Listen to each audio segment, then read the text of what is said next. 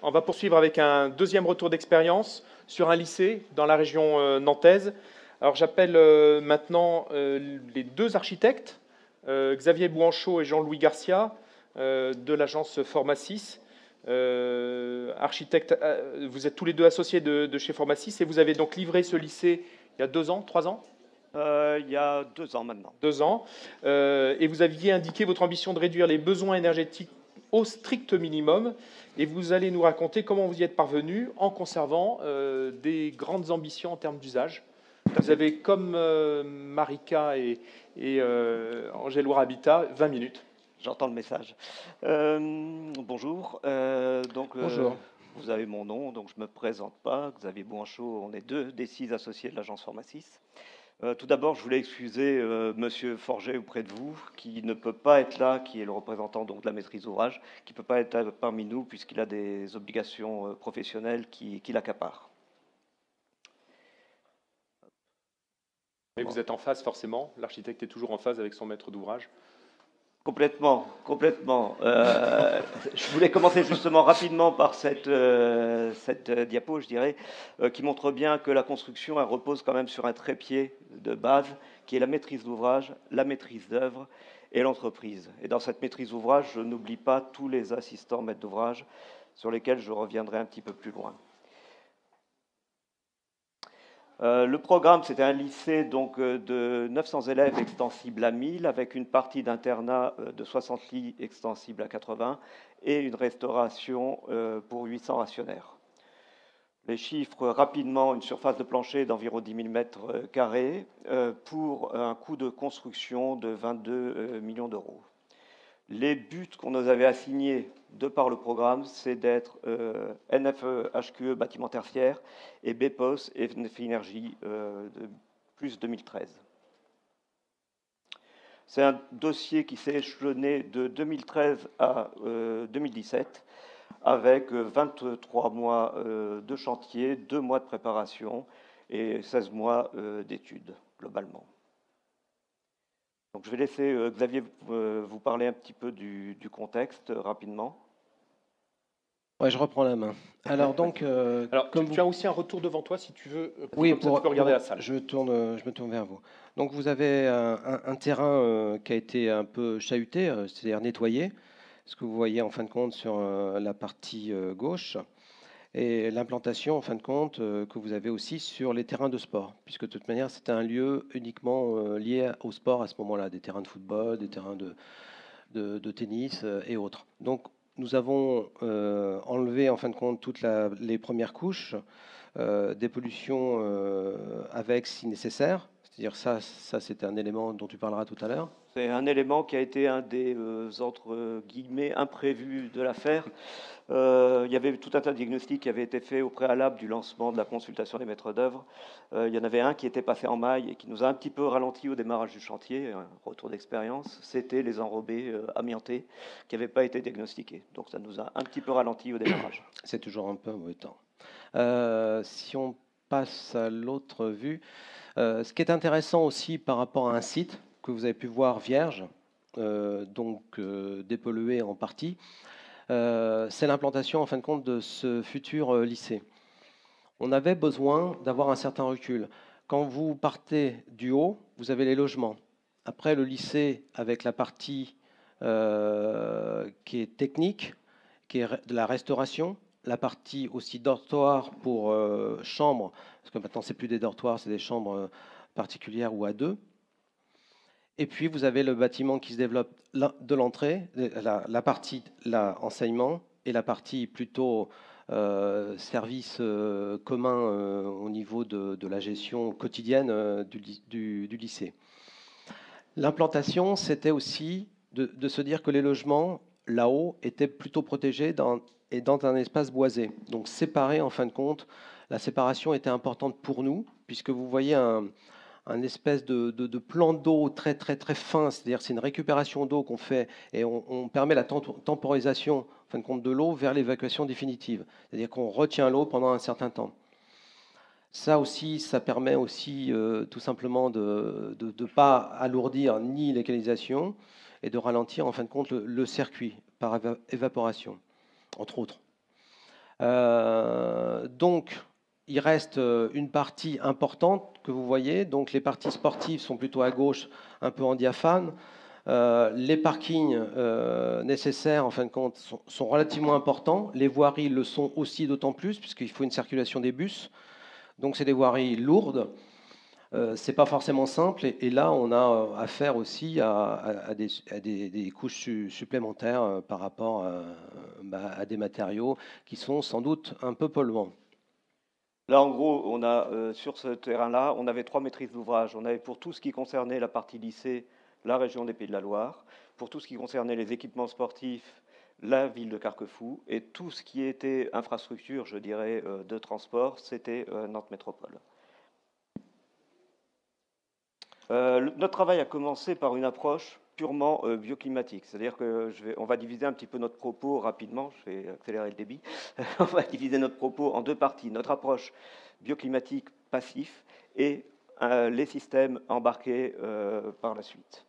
Donc on voit que notre recherche principale par rapport à la rue de la Maguet, donc, qui est la rue qu'on voyait tout à l'heure, ça a été de rechercher une orientation nord-sud, le sud étant en bas, le nord en haut, pour privilégier le bon ensoleillement de tous nos panneaux photovoltaïques et qui sont nécessaires pour atteindre le niveau BEPOS de toute façon à la base, et maîtriser tous nos apports solaires gratuits et maîtriser les risques de surchauffe d'été. Un deuxième point de développement de notre approche, ça a été, comme disait Xavier, tout ce qui était gestion d'eau pluviale. Sur cette parcelle où on a le bâtiment qui se retourne, je dirais, en forme d'escargot pour protéger les usagers des vents dominants qui sont chez nous sud-ouest et nord-est, on a au cœur de cet enroulement ce bassin d'infiltration et en façade nord du bâtiment, une cuve de récupération de 30 mètres cubes qui nous permet de subvenir aux besoins d'alimentation de l'ensemble des chasses d'eau de l'établissement et de l'arrosage des espaces verts. Espaces verts qui ont une place prédominante puisqu'ils viennent structurer l'ensemble des patios autour desquels se déroule le projet et tous ces espaces extérieurs autour du plan d'eau. Pour l'anecdote, l'établissement a fait le choix, comme moyen d'entretien des espaces verts, de prendre une dizaine de moutons qui gambadent gaiement. Donc notre approche passive, elle commence par un point qui est la performance de l'enveloppe. C'est le point majeur de toute notre conception. Et cette performance a été obtenue, je dirais, maîtrisée par tout un travail de préparation qu'on a fait justement avec les assistants maîtrise d'ouvrage Wigwam, qui était en charge de l'étanchéité à l'air du bâtiment. Dès le niveau programmation, ils étaient là et ils ont suivi le dossier jusqu'à la livraison, jusqu'à la sensibilisation de l'ensemble des intervenants, nous y compris, mais aussi les entreprises.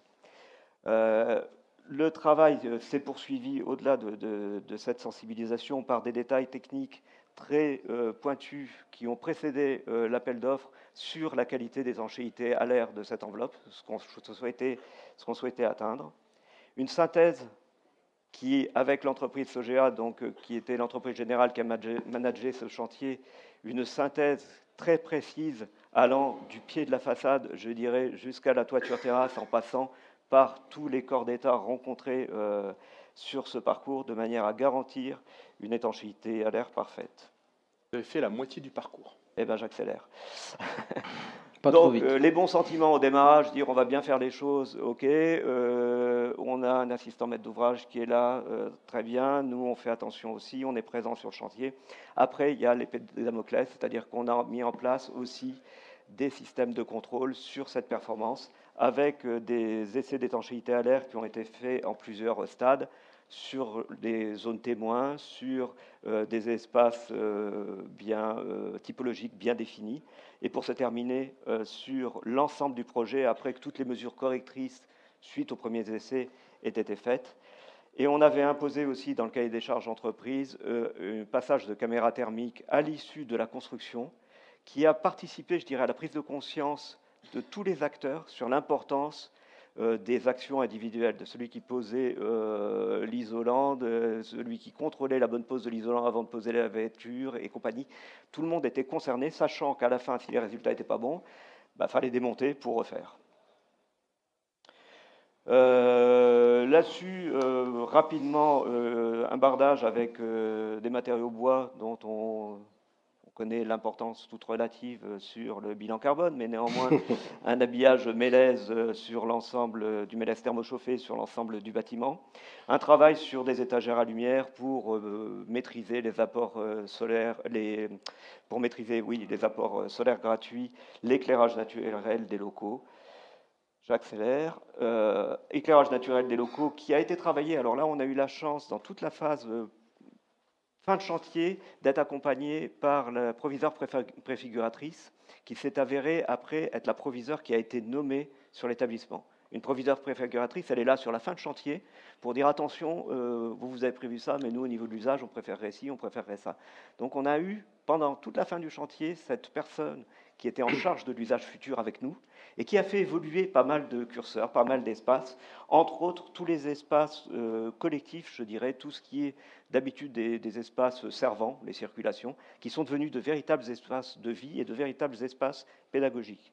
Les patios, elle a poussé le maître d'ouvrage surtout, parce que ce n'est pas nous qui décidions, à ce qu'ils soient ouverts aux élèves pour devenir des lieux d'enseignement extérieur. Enfin, il y a eu vraiment un apport des usagers qui a été très enrichissant pour le projet. Rapidement, photovoltaïque, donc on a en gros 1700 mètres carrés de photovoltaïque, on a une verrière photovoltaïque de 200 mètres carrés, 500 mètres carrés en gros de monocristallin et 1000 mètres carrés de capteurs photovoltaïques hybrides qui ont l'avantage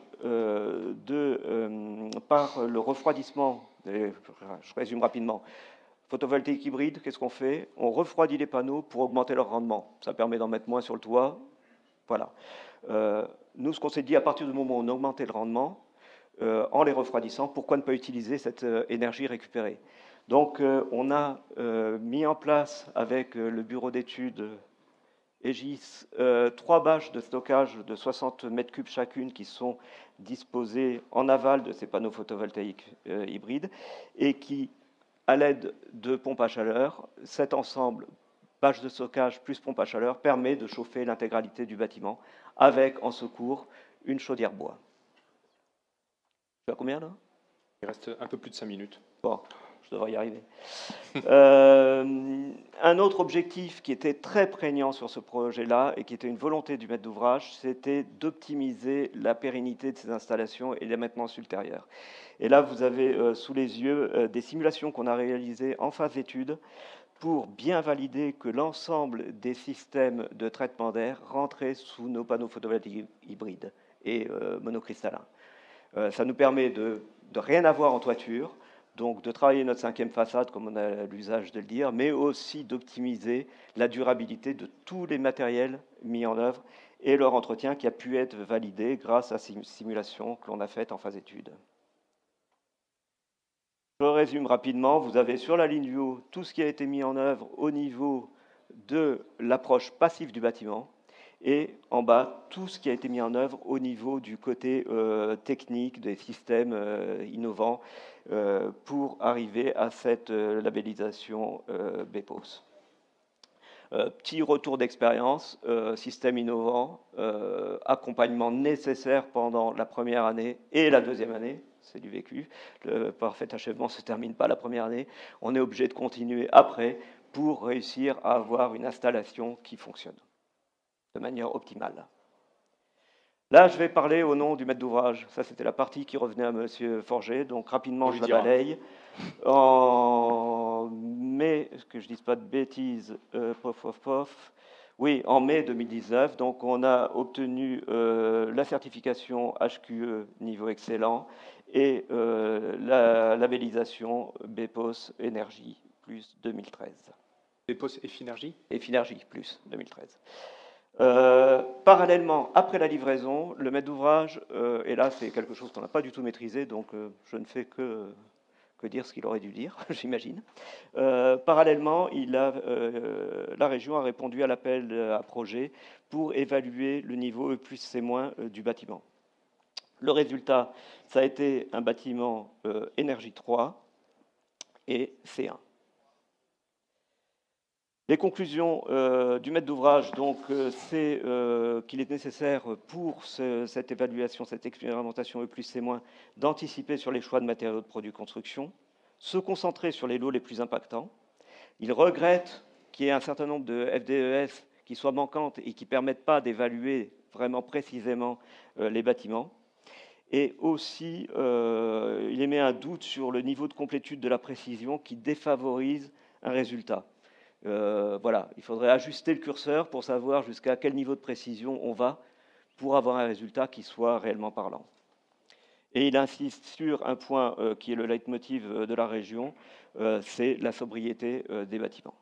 Ils ont été jusqu'à élaborer un référentiel sobriété dans la foulée de ce lycée. Dont vous avez quelques lignes sous les yeux, qui insistent sur la nécessité pour le maître d'ouvrage de bien préciser ses exigences et besoins, pour la programmation d'intégrer l'ensemble des exigences du maître d'ouvrage, et pour les architectes et ingénieurs, de centrer la conception à l'épreuve du réel, avec le public usager. Alors là, c'est le petit bémol, toujours, parce que comme je vous disais tout à l'heure, on a eu la chance d'avoir la préfiguratrice avec nous sur les 6 derniers mois de chantier, mais sur un chantier lambda de lycée, en général, la préfiguratrice n'est pas l'usager, et donc cette adéquation avec le besoin réel, plus ou moins bien maîtrisée. Et d'avoir à l'esprit les contraintes d'entretien et de maintenance, bien évidemment. Je vous passe le détail. Et eux, avec leurs propres équipes, c'est comme ça qu'ils ont élaboré le référentiel, c'est avec leurs équipes de maintenance notamment. Oui, donc ce retour qu'on a là sur les formes simples, etc., c'est un retour terrain des gens qui étaient au quotidien. C'est un retour terrain qui, pour eux, quand ils parlent de formes simples, ils parlent de la compacité. Quand ils parlent des toits, ils parlent des problèmes qu'ils rencontrent d'étanchéité récurrents. Ils parlent de la possibilité de mettre à l'abri les matériels. Ça, c'est le cahier des charges qu'ils donneront ou qu'ils donnent déjà sur les futurs projets. Charge après aux architectes de s'en saisir et de les adapter, de mettre aussi leur plus-value, je dirais, dans ces approches-là. Je ne pense pas qu'on puisse faire un bâtiment intelligent et sensé sur la base exclusive d'un cahier des charges. Et il parle aussi énormément dans ce référentiel de gestion des fluides qui doivent pouvoir être gérés par des gens qui sont sur place et qui n'ont pas forcément été formés aussi bien que vous tous ici. La difficulté principale, c'est de transmettre les informations au personnel de maintenance qui doit avoir la qualification pour gérer des systèmes complexes. Donc il y a tout un accompagnement qui se fait, et la limite de l'exercice, c'est qu'on n'a pas à l'abri de mutations internes, et d'avoir fini de former le technicien qui va s'occuper de l'installation au moment où il s'en va dans un autre établissement. Donc je dirais que le gage d'une réussite, personnellement, hein, là je parle en nom propre, c'est que l'installation soit la moins complexe possible pour que l'information passe le plus facilement possible. En fait, il faut adapter le système et pas adapter le personnel. Est-ce que on les a déjà entendus dire ça? C'est pour ça que je rapporte le propos de la région Pays de la Loire là-dessus. Tout à fait. Si vous voulez bien applaudir nos 2 intervenants. Donc, on vous retrouve dans la série de questions. Oui, juste après. aussi, je voulais rajouter sur la valeur d'usage, oui. Puisque le bâtiment, au niveau des usagers, que ce soit enseignant, personnel ou éducatif ou autre, était très satisfait en fin de compte de ces locaux-là. C'est-à-dire que c'est le bien vivre aussi qui ressort. Et ça reste important, mais peu palpable, mais en même temps, c'est un retour positif que nous avons eu là-dessus. Et qui est primordial. C'est primordial. Voilà.